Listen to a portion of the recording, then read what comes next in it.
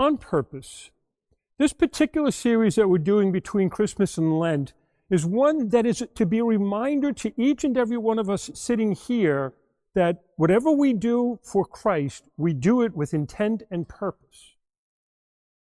You know, so often we sometimes miss certain things. But there was a priest named Joseph Ratzinger back in the 60s and 70s when he was in Rome. He was helping out at the Vatican Council. And he was known when he was younger to be a very progressive, liberal kind of a priest. He just saw that the future has all these wonderful things in store for the church. And he was looking at all the changes that could possibly come about and all the things that could be done. Until one day as he was looking about it, he realized that's not the future of the church, though. It's not the future of the church. And he had kind of a metanoia, a little change in the way he approached things after that, because he started to go back to, well, where do some of these things that we believe come from? And why do we believe them?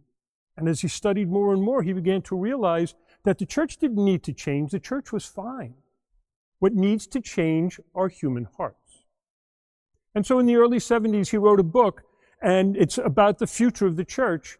And one of his assessments is the future church will be very small. It's going to shrink to a very small amount. Now, I know most of you here have probably not been around since the 50s and 60s, but in the 50s and 60s and even into the 70s, churches were filled to the brim. And so everybody looked at him and said, come on, do you really mean this? Do you really think that the church is going to be shrinking in the future? That it's going to be getting small in the future? And he said, yes, I do. And guess what? He's right. We went from buildings this size that we had to build back in the 50s and 60s to accommodate large masses of people that don't show up anymore. We're shrinking. And it's that shrinking that allows us to become, once again, just like what we hear described by St. Paul, and certainly we hear it described so often by Jesus. There has to be this level of humility. And when you're big and you're brass and you can get up and stand up to anything and you've got the numbers to back you up and, you know, a bishop could just say one word and all of a sudden the politician was finished, those days are gone. Rather, we have to once again have that smallness to us, that simplicity to us. And we need to have purpose in our mind. Because if we don't know where we're going, we're not going to get there. It just goes without saying, I guess. I mean, so often as a church, sometimes we just think we're just going to float along until all of a sudden one day we show up at the pearly gate. But it doesn't work that way. We get to the pearly gate by the decisions we make in this life, by the things we do in this life, with our goals set on the next. And so what Joseph Ratzinger was talking about in that time was that so many people had lost the why. So many people had lost the vision of what we're trying to accomplish, what we're trying to do. We do what we do as Catholics on purpose.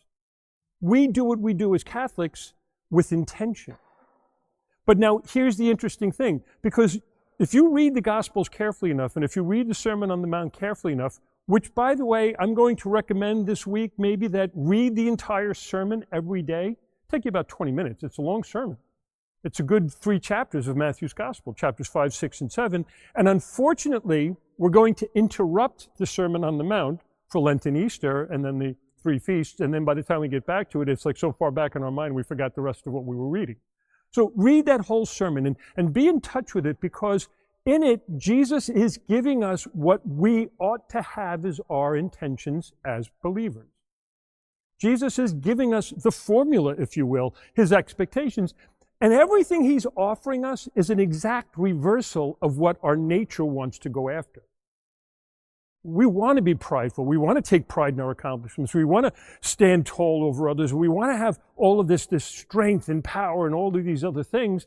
But if you hear Jesus' words carefully enough, he uses words like meek. Blessed are the meek. Blessed are the poor in spirit. Blessed are those who are clean of heart. He's talking about smallness. He's talking about ourselves, just like when Joseph Ratzinger saw a future of smallness, we too ought to see in our own future smallness. Now that sounds a little odd maybe, because a lot of times it's like, I really don't just think about those things. But what I do think about is, how is it going to end up when I get there? And here's my little formula I always say: the more bags you carry to the pearly gates, the harder it's going to be to get through. So try to leave all that stuff behind. Simplify a little bit. That's what the humility part of being Catholic is about. That simplification, that taking that step and saying, I know that I am not God. I know that I'm not powerful. I know that I'm really not that person that thinks so highly of himself. No, I really am small. And the more we do that, as Jesus reminds us in the Beatitudes, the more we get lifted up, the more we get raised up by the Spirit, the more we get, if you will, pushed forward by the Spirit.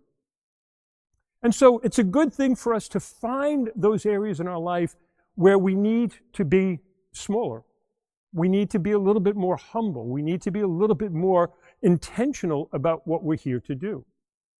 See, the only way for the future of the church from this point forward, what Joseph Ratzinger was trying to say is, we need to get tight again. We need to get strong again by having a core of believers who are on fire for the Lord, who are on fire for the faith, who are out there sharing the faith and offering the faith to others. And that, my dear brothers and sisters, is some of what we've lost, I believe.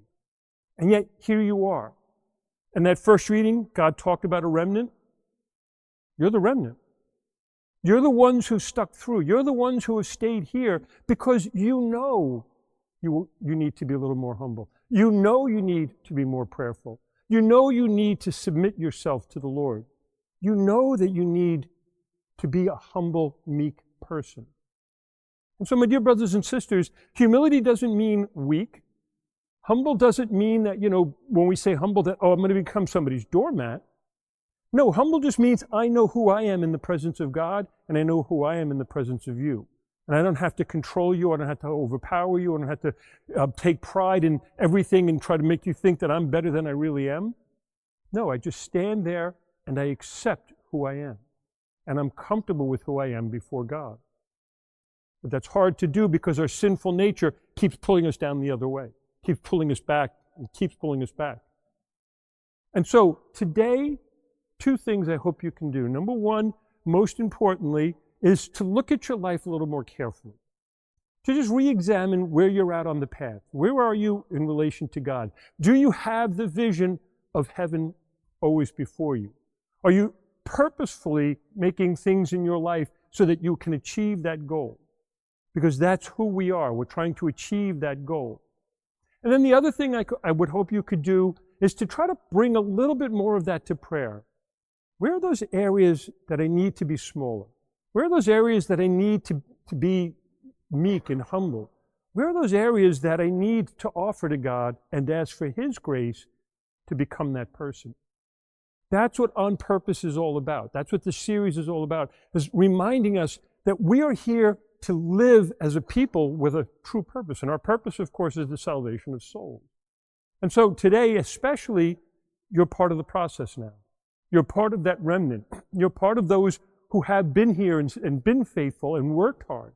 And now it's time for us to hear the words of the Sermon on the Mount, hear the expectations Jesus has, and then try to put them into play. Try to live the life that He's offering us. Trust me, if you don't remember all the parts of the sermon when you read it this week, it'll all come back to you to the point to where He's telling you to pluck out eyes and cut off hands and things like that in the sermon. Please don't do it literally.